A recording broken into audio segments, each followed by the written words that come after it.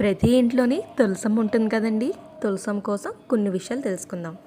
ఇప్పుడు చూడండి, తులసంకి ఇలా ఫ్లవర్స్ వస్తున్నాయి కదా, వీటిని మంజరీస్ అంటారనమాట. మంజరి అంటే విత్తనాలు వస్తాయి కదండి. ఇప్పుడు మనం వీటిని, ఇంకా నాకు చిన్నగానే ఉంది కాబట్టి తీయట్లేదు, మీకు చూపించడానికి తీస్తున్నాను అనమాట. ఇప్పుడు వీటిని మనం తీసి స్టోర్ చేసుకొని విత్తనాల్లా వేసుకుంటాము.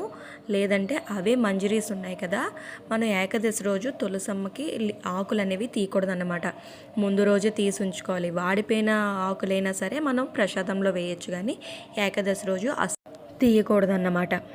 ఇప్పుడు ఆకులు రాలిపోయిన తర్వాత కాడల్లాగా స్టిక్స్లా ఉంటాయి కదండి, దానికి కాటన్ చుట్టి నెయ్యిలో ముంచి దామోదరి హారతులు జరుగుతాయి కదండి, దానితో హారతిస్తే హోమం చేసినంత పుణ్యం అన్నమాట.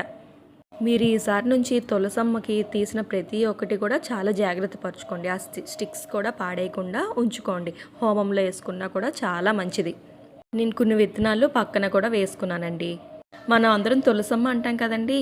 ఇస్కాన్లో అయితే తులసి మహారాణి అంటారనమాట. ఎందుకంటే తల్లి ఆకు వెయ్యిందే కృష్ణయ్య ప్రసాదం తీసుకోరు.